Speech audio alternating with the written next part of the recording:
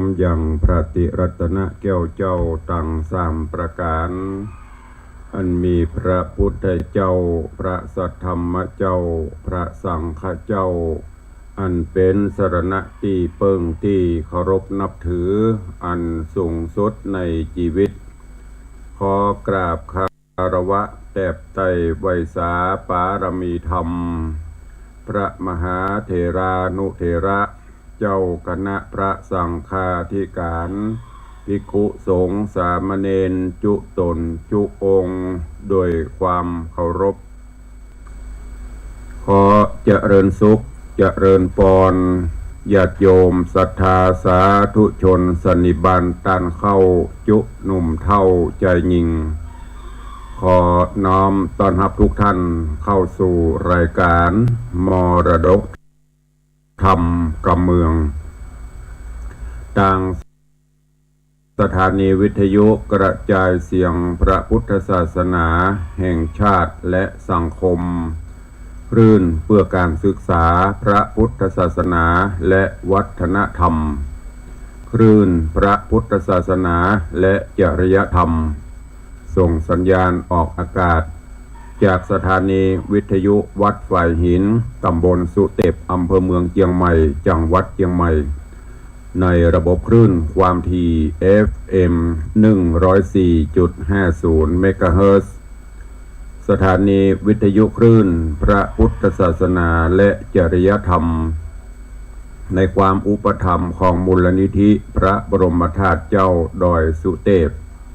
ส่งสัญญาณกระจายเสียงในระบบคลื่นความถี่ FM 96.0 เมกะเฮิรตซ์ตลอดจนวิทยุชุมชนเสียงตามสายห่อกระจายข่าว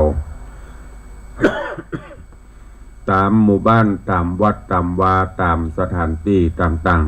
ๆที่ตั้งสมภารเจ้าวัดก็ดีตั้งพ่อแก่พ่อแผ่นก็ดีได้เปิดให้พี่น้องศรัทธาญบุญได้รับฟังกันอยู่ในเวลานี้พร้อมกันนี้ก็ยกมือ10 นิ้วกราบถวายการต้อนรับและเจริญพรต้อนรับครูบาอาจารย์ท่านเจ้าพระเจ้าประสงค์องค์เนนตลอดจนปออกแม่ออกศรัทธาญบุญ FC แฟนรายการกูคนที่ได้เข้ามาติดตามรับชมรับฟังทั้งภาพและเสียงการไลฟ์สดต่าง Facebook ไลฟ์ของวัดวังสิงห์คำ Facebook ไลฟ์ของธรรมะภาคเหนือ Facebook ไลฟ์ของธรรมะคลายเครียด Facebook ไลฟ์ของทีวีวัดฝ่ายหิน Facebook ไลฟ์ของท่านอาจารย์พระครูสมุวิศวัตรวรกิโจตลอดจนหน้าจอ Facebook ไลฟ์ของญาติธรรม FC ทุกท่านที่ได้เข้ามาแล้วได้กดแชร์เสียงธรรมแชร์เสียงบุญนี้ไปยังกลุ่มเพื่อนๆเพื่อที่จะได้รับฟังเสียงธรรมะสาระข้อคิดเรื่องราวต่างๆกันอย่างทั่วถึงขอบพระคุณท่านผู้อำนวยการสถานีทุกๆสถานีขอบพระคุณท่านเจ้าหน้าที่ช่างเทคนิคทุกท่านและโดยเฉพาะอย่างยิ่งกราบขอบพระคุณท่านเจ้าอาจารย์พระครูสมุวิศวัตรวรกิโจผอ.104 เจ้าอาวาสวัดฝ่ายหินที่ได้ควบคุมดูแลเทคนิคในด้านการไลฟ์สดทั้งภาพและเสียงสู่ญาติโยมศรัทธาขอบคุณทุกท่านที่ได้ติดตามเป็นกำลังใจไหลกันเข้ามาพอทาง Facebook ไลฟ์ไหลกันมาฟังทางสถานีวิทยุเนาะรายการนี้ก็ดำเนินโดยกล่าวกับผมอาตมภาพพระครูวิสิทธิ์ศรีลาภรณ์เจ้าคณะตำบลป่าแดดเจ้าอาวาสวัดวังสิงห์คำตำบลป่าแดดอำเภอเมืองเชียงใหม่จังหวัดเชียงใหม่เป็นผู้ดำเนินรายการนำธรรมะสาระกำอูกำจ๋าแบบปืนบ้านล้านนารักษากำเมืองรักษาหีดหอยมรดกธรรมกำเมืองมาเทศนามาอูมาจ๋ากับปออกไม่ออกศรัทธาเป็นประจำประกันวันนี้อากาศก็เย็นสบาย ยามขวายก็จะฮ้อนหน่อยบางวันก็อาจจะมีฟ้าฝนโปรยผ่องวันก่อนตะวากะหันพยากรณ์อากาศกรมอุตุแจ้งระวังฟ้าคำรามเมฆฟ้าเมฆฝนก็จะมาแหมนี่คือลักษณะของธรรมชาติสภาพภูมิอากาศก็เปลี่ยนแปลงไปเป็นวันบางวันก็ท้องฟ้าเปล่งใสไวเนี่ยบางวันก็มืดครึ้มถ้าเฮาจะเปรียบเสมือนชีวิตของคนเฮาก็เช่นเดียวกันบางวันก็ม่วนอกม่วนใจตั้งแต่ตื่นเช้าจนถึงเข้านอนมีความสุขบานใจบางวันก็มีเรื่องที่จะต้องคิดที่จะต้องแก้ไขนะธรรมชาติหรือธรรมะก็คล้ายๆเดียวกันเนอะเพราะฉะนั้นแป่งจิตแป่งใจให้ร่มแป่งจิตแป่งใจให้สบายอย่างพุทธเจ้าเปิ้นสอนไว้ ทำจิตใจให้สะอาดผ่องใสจะไปให้มันขุ่นมัวถ้าเราจะให้จิตใจเราสะอาดเราจะเนี่ยจะใดก็ต้องมีธรรมะนำมาเป็นข้อคิดเตือนจิตเตือนใจโดยเฉพาะหลักธรรมะสติสัมปชัญญะ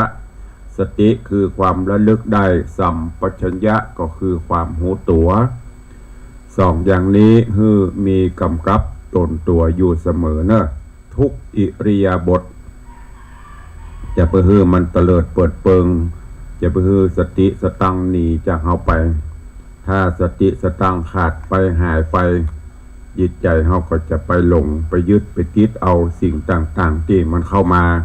บ่ว่าจะเป็นต่างอายตนะต่างๆต่างหูต่างตาต่างหูดังต่างกายสัมผัสเหล่านี้เป็นต้นต้องมีสติควบคุมอยู่เสมอบ่ให้มันเตลิดไปเนอะนี่ก็ฝากไว้กับญาติโยมทั้งหลายถึงเรื่องสิ่งสำคัญในร่างกายเฮาที่เป็นใหญ่ในร่างกายเฮานั่นก็คือจิตหรือพญาจิตราชใจเป็นนายกายเป็นเบาที่เขาได้ยินครูบาอาจารย์เปิ้นกำกับเปิ้นให้ฟังอยู่เสมอในร่างกายเขานี้มีจิตมีใจเป็นสิ่งสำคัญที่สุดถ้าใจดีสุขภาพเขาก็จะดีถ้าจิตใจเขาเสื่อมสุขภาพเขาก็จะเสื่อมคลายไปตัวเองวันนี้ตุลุงเจ้าธรรมเทศนาปืนเมืองเหนือเรื่องชนะใจตนเองเป็นสิ่งที่ประเสริฐสุดชนะอย่างอื่นอย่างบัดเต้าชนะจิตชนะใจเฮาเรื่องราวจะเป็นจะใดเนื้อหาสาระจะมีประโยชน์จะนับปานใดเจริญปอนทุกท่านเนอะติดตามรับฟัง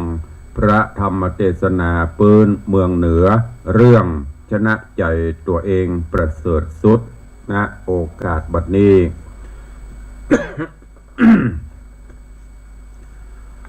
นะโมตัสสะภะคะวะโตอะระหะโตสัมมาสัมพุทธัสสะอะโกเทนะชิเนโกทังอาสาทุงสาธุนาชิเนกันทริยังตาเนนะสัจเจนะลิกวาลิกวาทินันติสาทะโวดุราสัพปุริสะตังลายตั้งยิงและใจน้อยใจผู้มักไฟตั้งทำจุงดาจำบทบาทอย่าได้ขาดสูญหายกิจการลายมวลหมู่อันมีอยู่เกหางจุงวางลาตัดขาดสันนิบาตลอมกันจักไข่ปันบอกเราหูเก้าขี้ยาเถิงมนุษย์สาโลกลาพ้องก็หยาบจ้ามัวดำกระตำกำบ่เหือดพ้องไม่เดือดเครื่องขี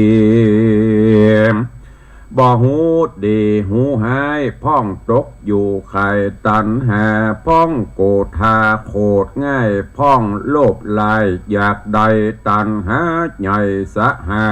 วโตสะเป่าสะตานโมหะดานลงเมากันตัวเฮาดังนี้จักหลีกลี่สันใดอันจักไปกล่าวแก่ไข้ผาแป้ใจตัว บ่ฮือเมามัวใบบาได้เป็นคาใจตนเตียวเวียนบนไปสู่ในที่อยู่อบายสัทธาตัง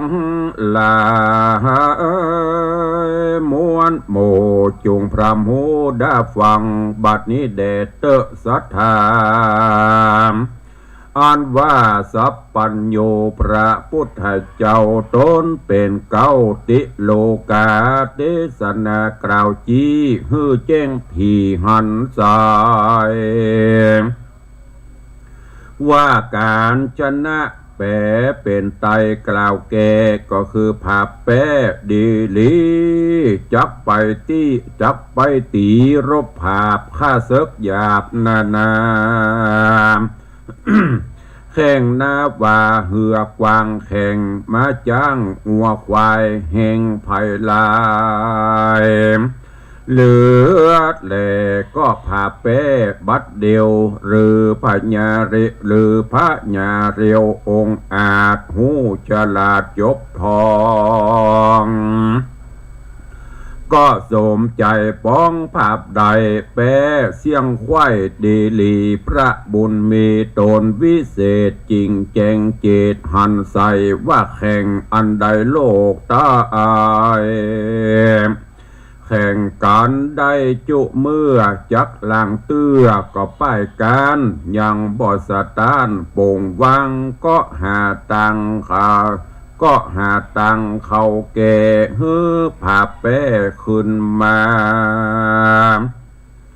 เป็นดังนี้นาจะใจบ่หูใดสันใดย้อนว่าใจของตัวบ่หูกลัวสะต้านตัวนี้การบ่ลองใจนั้นหนอภาพสู่บ่หอนหูต่างวายล้างเตื้อพันภายเตียวไตตั้งถอยไร้มัวดำ ย้อนตัวอาธรรมกระยาบเข้ามาภาพไปในฮืดลงไหลลิงดูเข้าไปสู่อเวจีเป็นตุกขีไม่เดือดอยู่บ่เหือดตึงคืนวันคนได้ปั่นหูรอดบ่เหือวันกอดตัวเฮาบ่ลงมัวเมาบาใบยังข้าเสกใหญ่อาธรรมจักสุกนำจืนจ้อยบ่ต่ำก้อยมองเขียงข้าเสกมีนันโสดเกิดตัวคิ้วโคดโกธาโตสะนาแถมเล่าโมหะเศร้าตัวให้โลภะป้ายมัวดำตั้งตันหานำกระยาบเข้ามาภาพราวีเอวกวนควีละลาดอยู่บ่ขาดคืนวันจากผาแปมานั้นใส่พระที่ไวสัพปัญโย ตนเป็นครูแก่โลกดับทุกโศกมันภัยได้เตสัตนาไขกล่าวแก่ว่าอัตตาหะเวชิตังสยโยการพาเปใจของตนเป็นมงคลลำเลิศป่าฮือเกิดโภคา ใจนั้นนาหากเป็นนายส่วนหูปกายนั้นใส่เป็นข้าใจดีหลีกันซึกมีกระยาบเข้ามาภาพในใจหรือมีคนมาไข่ต่อตาถามหลับสาฟันแต่งเป็นกำแข่งดายอจ่าแจ้งปอนานาบอกโกธาโคดกระโตสะหยาบจ้าตัวหันบ่ฮือมาปานของใดโอดใจไว้สันเดมแม่นจักมีคนบาปใจกระหยาบกาลีมาบุกตีถูกต้องในแห่งห้องกาญาบอกโกธาโคดหายตีตอบใส่กำใดเต่าโอดใจตั้งมันเกิดสอดดันไปยาวบ่อสะหาวสัวกล้าว่าคนต่อตากับเฮามีพระญาเบาลำมอกกึดบอกออกใจตันตัวแห่งมันนั้นใส่เป็นพลถอยไร่ปาลามมันจริงมาแจ้งปล่อยบุกตีต่อยกับเฮาอดบันเตาไว้ใดบ่มาดไม่มัวดำเอาขันติธรรมจ่องหอยนับถึงร้อยปันโหนดาบจีโตโหนไว้มันบ่ไหววันไปแม่อันว่าโกธานี่เล่าหากเป็นเก้าป่าวายคนยิ่งใจโลกไตจักมนไม่มองผ่านเสียวงวานพ่อแม่มิตรเกี้ยวเกสหายคำมีเอ็ดนาน้ำพี่น้องคนห่วมห้องผัวเมียป่าเข้าของเสียเครื่องใจเงินคำไตคำคามผิดอาจญาเต้าเจ้ายังได้เข้าขายังได้เข้าขังกาได้โศกาต่ำก่อยตุกจ่องหอยเครื่องขีต่างบอดีลายลาเกิดมาจากความโกธาเหตุนั้นนะองค์พระสัมมาสัมพุทธเจ้าตนเป็นกาศาสดาได้คุณนากล่าวจี้จุงแจ้งทีตำรายว่าคนยิ่งใจน้อยใหญ่ไผอดได้บ่โคดโกธาเป็นตั้งป่าโป้นจากตั้งตุกหญ้าเครื่องชีแม่นคนบอดีมาด่าตายโหงห้าเจ็บใจหรือมาไข่ตาต่อยเป็นกำถอยหานี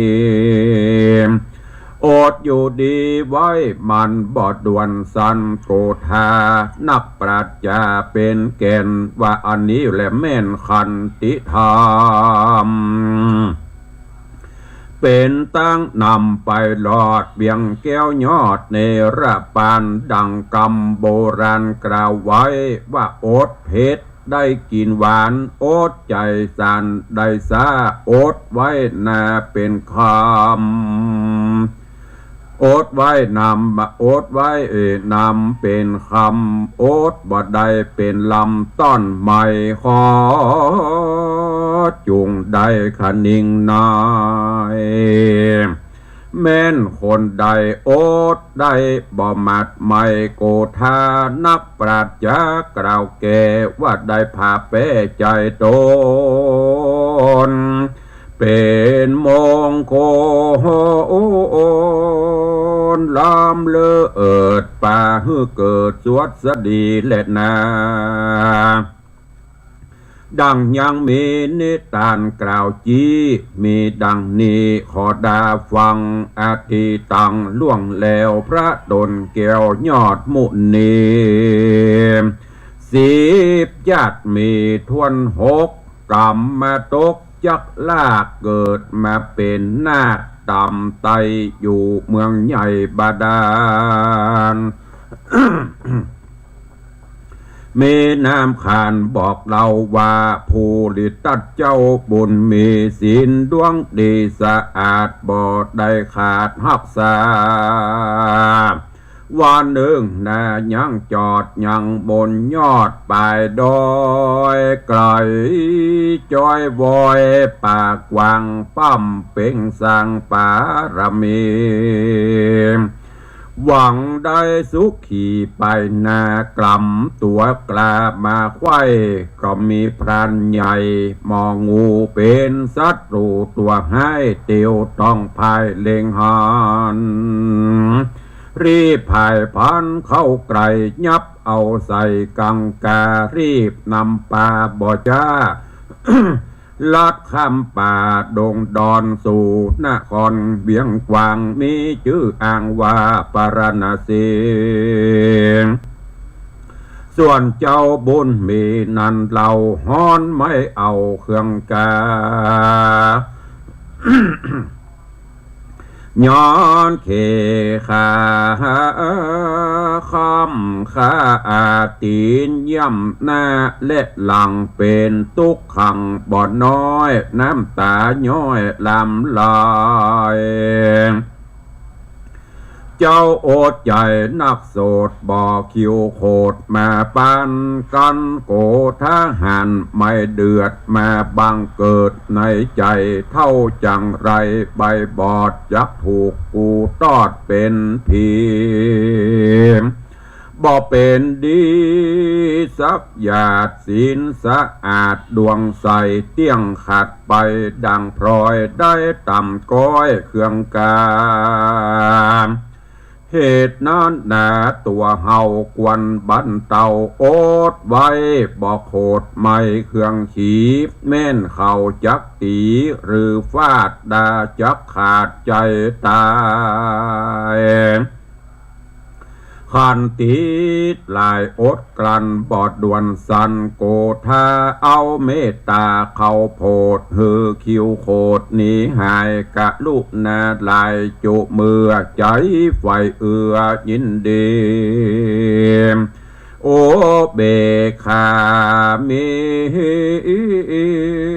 ลำเลอเอิดป่าหือเกิดเจอเอ่ยบานบุญสมปานช่วยกรรมได้ล่วงลำอนตะรายปาลามิดลายเลิศแล้วได้นั่งเต้นเกี่ยวเป็นสัพปัญโย ส่วนมองูบอดใบกะตำบาปเหลือหลายกันมันตายจิตขาดสติวิปลาสเวบนก็เอาตนไปมกไม้ตีลุ่มไตอเวจีเป็นทุกขีไม่เดือดอยู่บ่เหือดขึ้นวันและนาแถมประการเนื้อเอิงสายคนน้อยใหญ่ยิ่งใจโลภะลายเกิดต้องในแห่งห้องสันดานมันเป็นมันตัวหายหลงอยู่ใครอันนาเนี้ยปัลลาบอดใบโลภอยากใดของเขาหลงมัวเมาบอกขาดตันแห่มาป้าอาจบังอำมืดมัวดำถอยไร้ไฟเอาไม่เผาใจเฮือหลงไหลข้ามเจ้าฮ้อนไม่เอาคืนบันไฟบ่มีควันเต้ใส่แต่ว่ามันฮ้อนไม่เหลือแห้งท่านไฟแดงที่ว่าฮ้อนนักหน่วงคอนเดือดหลายถูกต้องกายโคโอนเฮาฮ้อ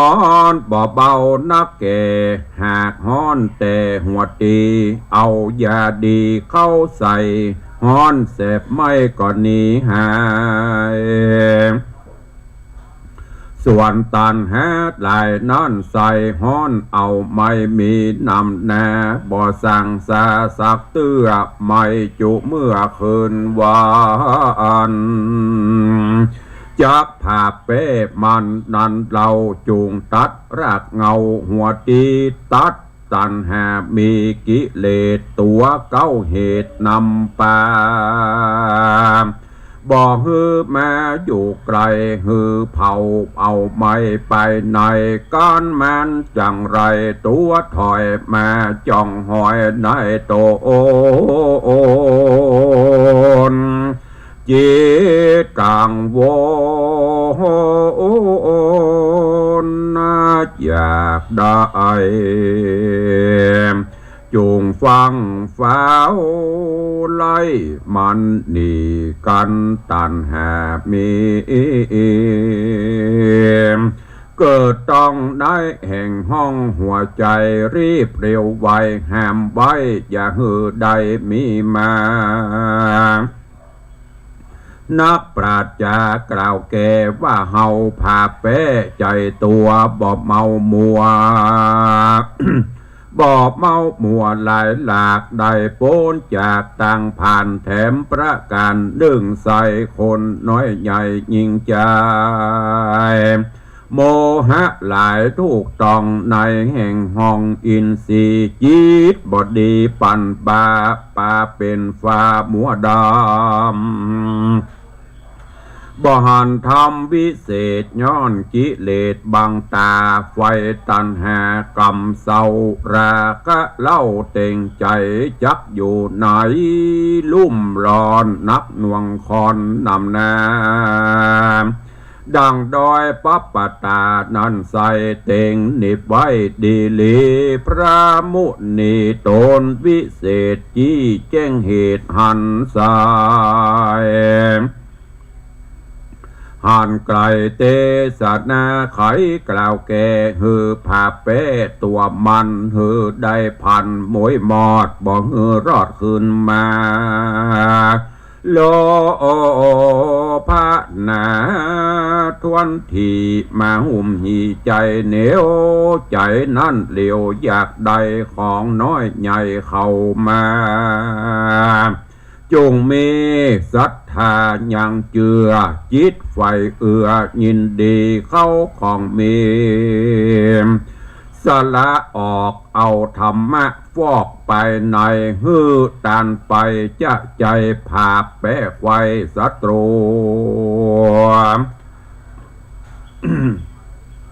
อันมาจูมากนาฮือมันกว่าลานี้ราคะมีหลายแหล่มารุมเพศในใจ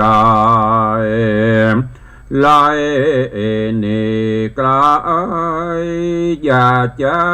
าเป็นขาตัวมันตันหาวันจ้องห้อย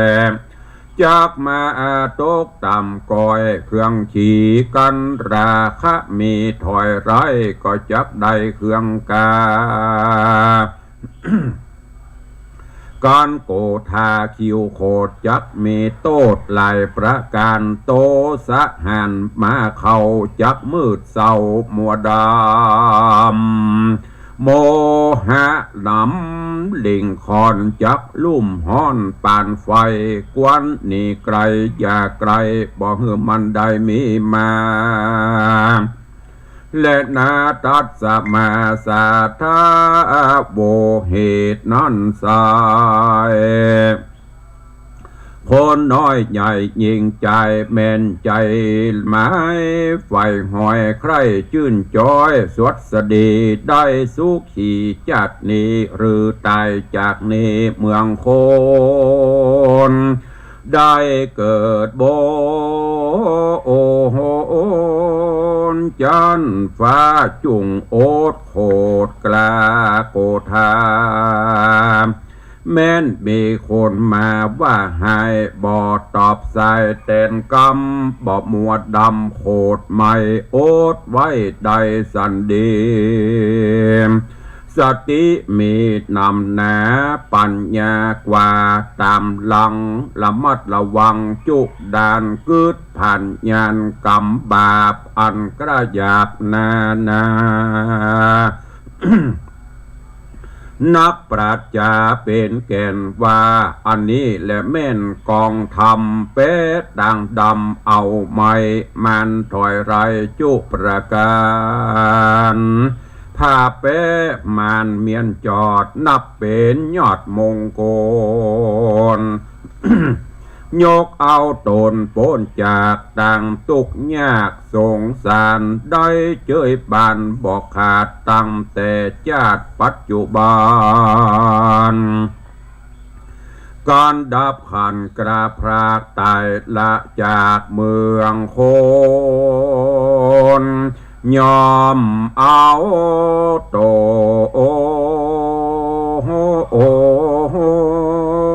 ไปเกิดในจันฟ้าเลิศเมืองสวรรค์หรือผายพันไปหอดเบียงเกี่ยวยอดเนรปันและนามูลลาสธามวลหมู่อันพร้อมอยู่ฟังธรรมได้จำแต่เก่าตราบต่อเต้าถึงปลายจงจำไม้ชื่อไว้เอาเป็นไม้ใต้ซ่อนตัวเอาเป็นขัวกายรอดได้เป็นจอได้ป้นจอดภัยมันได้สำราญชื่นจอยดังไฟหอยพาธนาขอ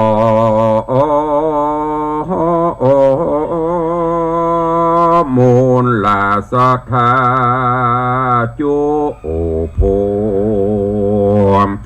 จงได้อยู่เจยบาหันโรกาหันพญาตอย่าได้มาปาฏิอินทรี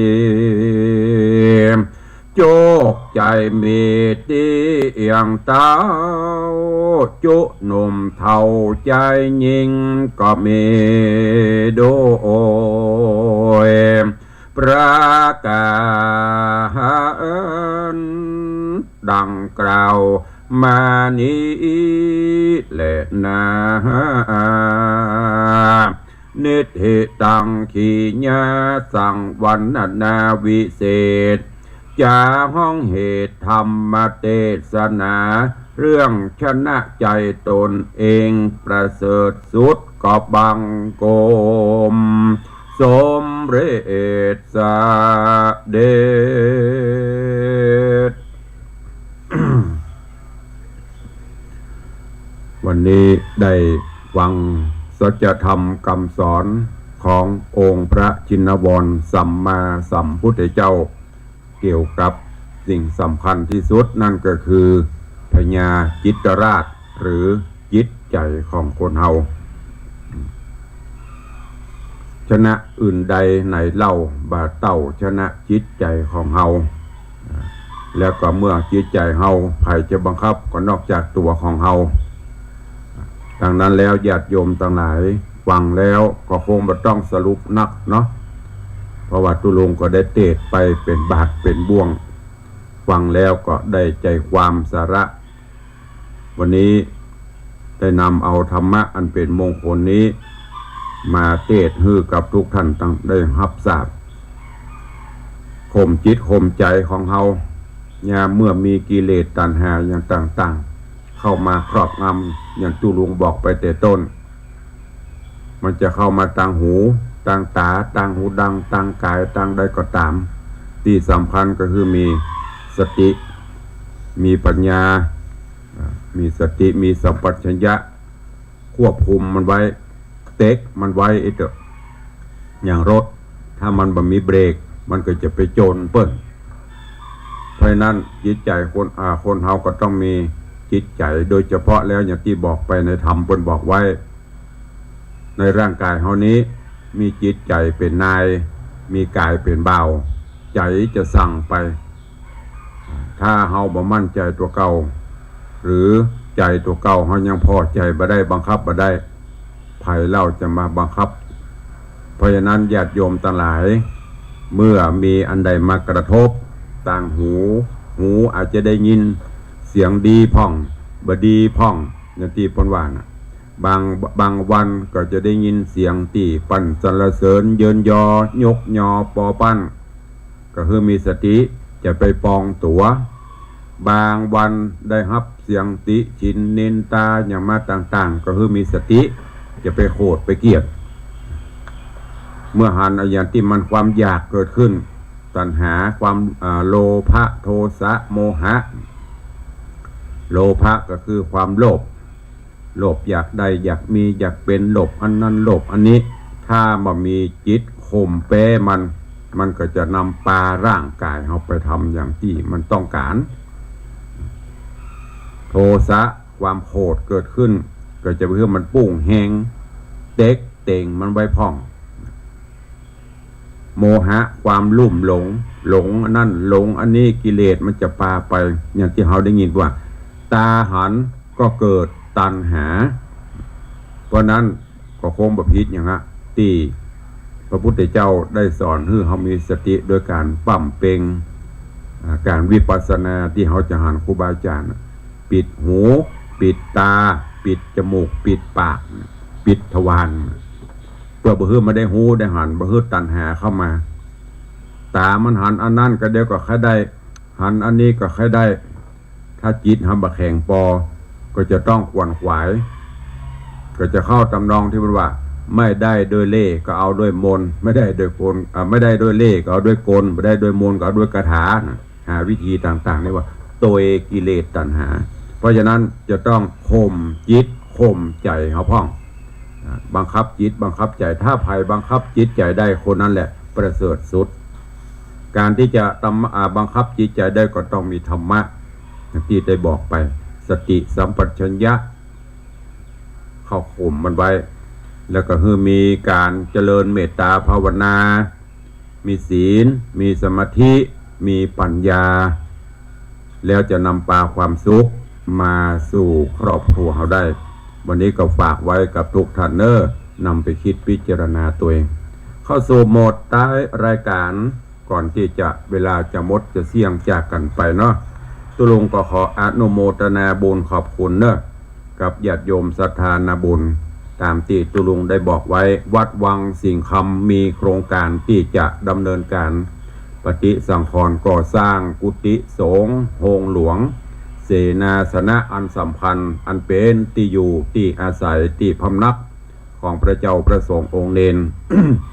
เป็นที่หลบฟ้าหลบฝนเป็นที่พักผ่อนกายาซึ่งมีมาแต่โบราณละการนี้กุฏิสงฆ์ของวัดวังสิงห์คำอายุอานามของเพิ่นก็เกือบจะ40 ปีก็ชำรุดทรุดโทรมไปตามกาลเวลาต่างวัดโดยคณะกรรมการบริหารต่างศรัทธาต่างตุลุงก็เห็นพ้องต้องกัน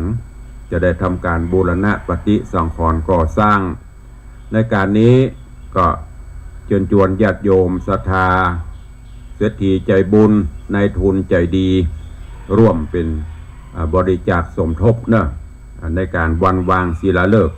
แต่จะเป็นในช่วงประมาณเดือนเมษามีนาเมษานี่จะได้ประกอบพิธีวางศิลาฤกษ์ในวันวางศิลาฤกษ์เราก็จะได้รวมพลังรวมจิตรวมใจกันถวายทานต้นเงินในการที่จะสมทบก่อสร้างในครั้งนี้ก็ได้ประชาสัมพันธ์เชิญชวนมวลศรัทธานาบุญต่างหลายทางต่างหน้าจอ Facebook ไลฟ์ทางต่างบ้านต่างจองท่านผู้ใดมีกุศลและจิตเจตนาศรัทธาอยากจะให้จะห้อมจะห่วมบุญกุศลกับต่างวัดวังสิงห์คำเจริญปอนเจิญร่วมถวายทานต้นเงินต้นละ999 บาทต่างวัดก็จะมีวัตถุมงคลซึ่งได้รับมอบจากคุณโยมณรงค์สิมากรได้นำเอาวัตถุมงคลเป็นพระปนห้องว่าเป็นวัตถุมงคลชุดเบญจภาคี ซึ่งผ่านพิธีการพุทธาภิเษกที่วัดพระแก้วเป็นที่เรียบร้อย แล้วก็ได้รับพระบรมราชานุญาตได้จัดสร้างด้านหลังก็ในชุดนั้นก็จะมีพระรอดพระซุ้มกอพระอย่างก็พระซุ้มกอพระขุนแผนแล้วก็จะมีพระสมเด็จมีอยู่ห้าองค์ด้านหลังก็จะมีพระนามาภิไธยหรือว่าพระประมาภิไธยพปรจะมอบให้ท่านละ1ชุดต่อ1ต้นก็ขอบคุณเนอะกับพ่อสมานแม่จันยาวิชัยหรือว่าแม่จันทรหรือว่าแม่จันยาวิชัยอาจารย์ดลชัยยาวิชัยบ้านเจ้าแลแม่แตงร่วมโมทนา1ต้นโยมบิมลโยมปิหมอมัทนาโยมนัทประคันอัมพันธ์1ต้นแล้วก็มีโยมไพรินดวงสวัสดิ์อย่างเนิง1ต้นโยมแม่เพนสีอินทจักลงคอดเป้า1ต้นนะก็เริ่มทยอยมาเรื่อยๆก็ขอบคุณอนุโมทนาบุญตัวก็ขออนุญาตประตักประตายตั้งวันที่11นี่จะไปลืมเนอะขอประชาสัมพันธ์งานทำบุญถวายทานศาลาเวียงพิงที่ห่วงพระเจ้าล้านนาเนอะก็เชิญชวนญาติธรรม FC เฮาไปร่วมบุญกุศลด้วยกันกำหนดการก็เริ่มตั้งแต่เมื่องายเป็นต้นไปเนอะวันอาทิตย์คือวันพุธวันที่11กุมภาพันธ์ที่หอคำพญามังลายก็จะมีจ้างซอมีอย่างหลายๆอย่างแล้วก็มีการประกวดปั่นปอนเมืองกับประกวดอย่างก็ตีปกรูผลประกาศไปประกวดแข่งขันการสูมากวัดตาลนี่ชมรมน้อยนานก็ดีหรือว่าชมรมสหธรรมชมรมผู้จานก็ไปกันเนอะวันที่11วันพุธตีห่วงพญามังลายก็จะมีพิธีทำบุญฉลองศาลาเวียงพิงก็เชิญชวนไปร่วมกันเนอะใครจะนำโฮงตาลใครจะนำอย่างไปร่วมก็ไปได้ก็ขออนุญาตไปตักตายตั้งบ้านตั้งจองวันนี้ก็เข้ามากันหลวงหลายเนาะเนี่ยคือกำลังใจบางเตือตุลุงกับเพลียเพลียก็มาเกิดถึงว่าญาติโยมเปิ่นท่าฟังกันเปิ่นท่าพอกันถ้าฟังรายการเฮาคนเดียวเนาะเฮาคนเดียวก็เลยอดเอาบางเตือมันเหนื่อยก็บ่เป็นหยังมีกำลังใจแต่ทางบ้านนี่ให้ลดลงนะทาง Facebook หลายขึ้นเจริญปอนคุณโยมสลินทิพย์บุญเลิศเนอะน้อมกราบไหว้สาเจ้าสาธุเจริญปอนโยมพี่ชิดชบากราบไหว้สาเจ้าสาธุเจริญปอนพี่หมอมัทนาอัมพันธ์กราบไหว้สาธรรมพระครูเจ้าสาธุเจริญปอนน้องคนเดิมกราบไหว้สาธุลงสาธุเนอะเจริญปอนโยมสมศรีพรหมเมืองสาธุเจ้าเจริญปอนปินานล่าปินานจรันปิยาจันอาสลมโดยสิวเนอะเจริญปอนโยมยายเอ้ยโดยสิวกราบไหว้สาธุลงฟังอยู่เจ้าสาธุเจริญปอนโยมประภักเนอะโยมประภักโยมปีสายจันบุญยวงกราบไหว้สาเจ้าสาธุเจริญปอนเป็นอาทิสมเตปีนเป็นอาทิสม7 สีวันนี้ไปตะไดกะ มันมีงานหันพระราชทานหลายตีเนอะไปช่วยงานตะไดพ่องเจริญปอนโยมจันสายแปลงหลวงสาธุเจ้ากราบเจริญปอนโยมปีชิดชบากราบไหว้สาเจ้าสาธุเจริญปอนโยมแม่จันดีวิสุทธินันโยมแม่จากเจดีแม่ครัวเจริญปอนเนอะแม่เนอะบุญรักษาเจริญปอนโยมอัญชลีคำกิติโยมเปลี่ยนชลีคำกิติสาธุเจ้าเจริญปอนคุณโยมสมทรงสิทธิตากราบไหว้สาธุเจ้าน้อมกราบถวายสักการะปูจาเนอะพ่อท่านรองเจ้าคณะอำเภอสันทรายวัดสันทรายมูลได้มาเยี่ยมมาส่องพ่อสาธุเจริญปอนโยมแม่เลี้ยงทัดพิชาสุสิ่งคำดีใจตัวเนอะพอได้ลูกสาวใหม่สาธุ พอเลี้ยงตัวเองดีใจเยี่ยมได้ลูกสาวเจ เจริญปอนโยมแม่สุปราณีรูมาท่านกราบถวายความเคารพหลวงพ่อพระครูสุวิมลธรรมรักษ์วัดลอยเคราะห์กำลังส่องพ่อ เจริญปอนโยมตู่โยมสุรัตน์เสาคำกราบใบสาครับสาธุเนอน้อมกราบใบสาปรมีครูบาอาจารย์ทุกรูปที่ได้เข้ามาติดตามมาส่องมาเป็นกำลังใจและก็ญาติโยมศรัทธาที่ได้เข้ามาจะไปต่างบ้านต่างจองเนอะต่างบ้านต่างจองต่างวิทยุเหลือเวลาแถมประมาณ3 นาทีใครจะอู้จะเอ่ยกับตุลุงครูบาอาจารย์ก็ดีญาติโยมก็ดีเนอะที่ดูที่ปอที่กอยต่างเฟซบุ๊กใครร่วมบุญกุศลสมทบสร้างกุฏิสงฆ์วัดวังสิงคำกับตุลุงในวังเนอะเขาจะได้ทำบุญถวายทานต้นเงินสมทบฝากประตังหลวงพ่อ รองเจ้าคณะอำเภอสันทรายตัวเนอะทางหลวงพ่อท่านพระครูสุวิมลธรรมรักษ์วัดละเคราะห์ตัวเอามาช่วยตู้ลูกพระหลานเนอะช่วยกันแปลงจะได้อยู่บ่อยๆ อันนี้โยมสุพันนีกำลังเข้ามาสาธุเนอะเจริญปอนมาแล้วเมืองเกณฑ์พัฒนาถ้าบ่ได้ไปนะปอนเนอะที่งานวันนั้นน่ะจะเข้าไปหาเพราะว่าวันติดมีงานอย่างก็จะบ่ได้ดูตารางซะเนอะถ้ามาถ้าปะท่านป้อกับฝากเขาไว้ก็ได้เนอะเขียนชื่อเขียนอย่างไว้นะขอบพระคุณเนอะสาธุอนุโมทนากับปอเด้อสาธุขอบคุณโยมปอสมานนี่จากใจถึงปุ่นจากจ่อแลแม่แต่งปุ่นทีมเขื่อนแม่งัดขี่มอเตอร์ไซค์ มาทำบุญเพื่อจะมาที่ห่วงพระเจ้าล้านนาเสร็จแล้วก็จะแวะเข้ามานำปัจจัยที่ฮับต้นเงิน 1,000 บาทมาร่วมสมทบในงานวางศิลาฤกษ์แต่วันตุลุงยังไม่ได้หาเด้อ แต่บอกไปก่อนเจริญปอนเสือใต้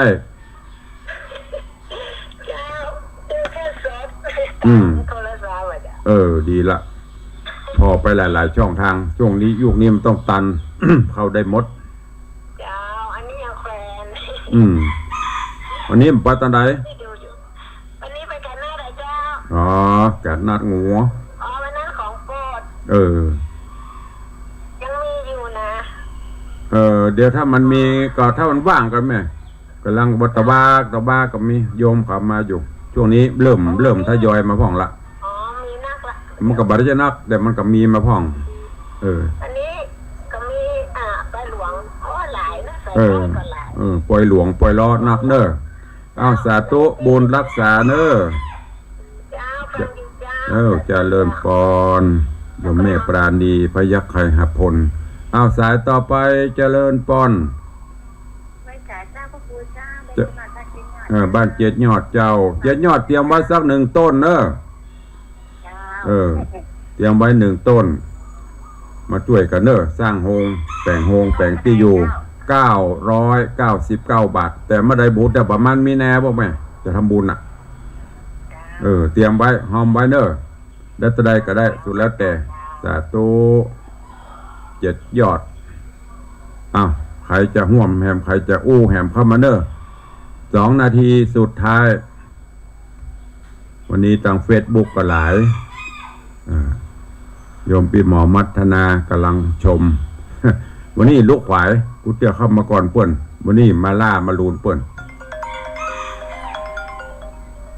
เทพเสด็จมาแล้วว่าใดเจ้าไว้จ่าเจ้าหน้ากันจะเข้าไปเอียวไปมาเอียวบ่ได้เนอะเอาสตางค์มาตานแป้งโฮงตัวตุลุงได้ปูนสักถุงก็ดีได้ค่ะแต่เจอหอมตลอดหอมบุญตัวกันกาแฟเก็บหมดล่ะยังเหมือนเลี้ยวแต่เจ้าวันหน้าจะไปถวายได้จ้าสาธุเนอะแม่เนอะบุญรักษา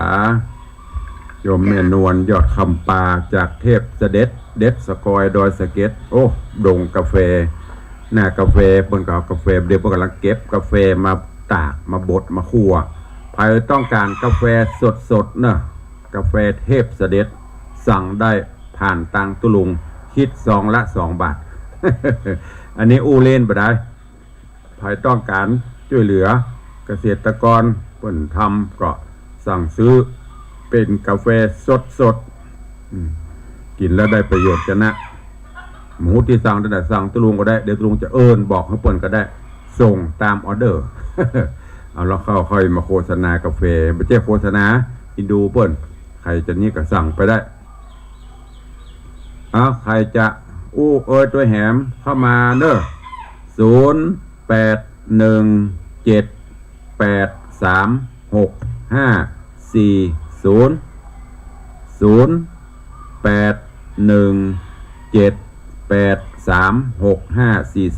มื่อคืนนี้พี่น้องกองทรายเจอกันงานศพ